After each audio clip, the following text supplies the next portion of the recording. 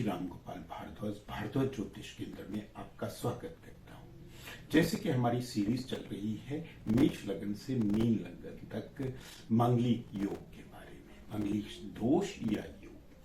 अब धनु लग्न की कुंडली में मांगलिक योग ही होता है, दोष लगता ही नहीं।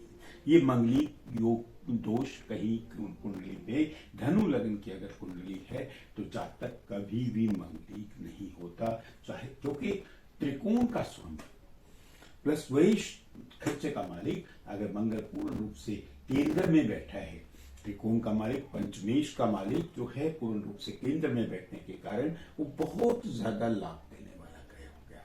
जहां जहां उसकी दृष्टि पड़ेगी, चौथे घर पे पड़ेगी, सातवें घर पे पड़ेगी, आठवें घर पे पड़ेगी, बहुत ज्यादा लाभ देगा। यहाँ जमीन जायदाद प्रॉपर्टी घर बार का बहुत फायदा देगा।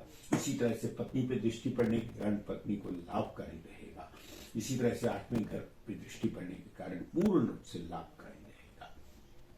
अब अगर मंगल चौथे घर में बैठा है, वही बात वही चीज लागू होती है। त्रिकोण का स्वामी केंद्र में चौथे घर में बैठा है, पूर्ण रूप से यहाँ पे फलदायी मंगल हो जाता है।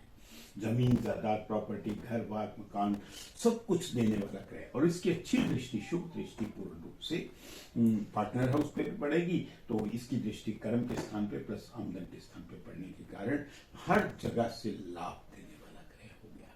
तो यहाँ पे भी मांगलिक दोष नहीं लगता।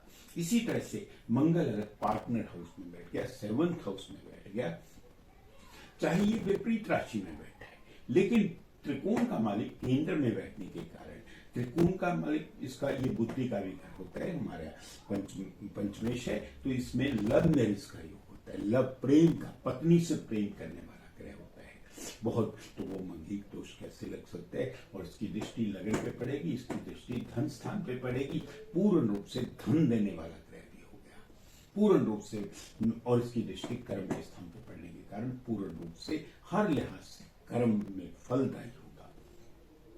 अगर मंगल आठवें घर में बैठा है, अगर मंगल आठवें घर में बैठा है, वैसे तो मांगलिक योग बन सकता था, लेकिन 6, 8, 12 के ग्रह अगर 6, 8, 12 में ही बैठ गए तो वो एक योग बनाते हैं, लेकिन एक कंडीशन होती है विपरीत राजयोग की। वो क्या है कि बृहस्पति की धनु लग्न की कुंडली, बृहस्पति लग्न की पोजीशन स्ट्रांग होनी चाहिए।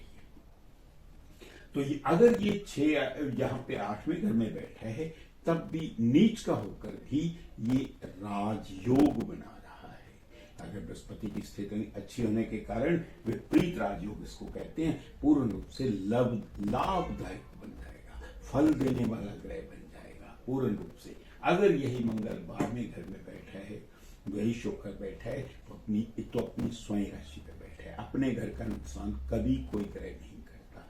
दूसरी बात, ये विपरीत राजयोग जहां पे भी बनता है, कंडीशन है उसकी कि बृहस्पति जो है उसकी पोजीशन स्ट्रांग होनी चाहिए।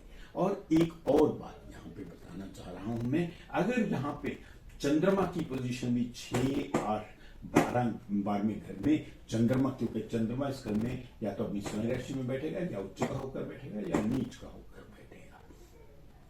अगर चंद्रमा भी 6, 8, 12 में कहीं भी बैठ जाता है तो ये एक बहुत बढ़िया योग, क्योंकि मंगल भी विपरीत राजयोग बनाएगा, चंद्रमा भी विपरीत राजयोग बनाएगा, इसमें महालक्ष्मी नारायण योग बना देता है, पूर्ण रूप से बहुत ज्यादा लाभकारी होगा। और एजुकेशन के लिए विदेश में सेटल भी कर देगा, कई कंट्रीज में घूमेगा बच्चा।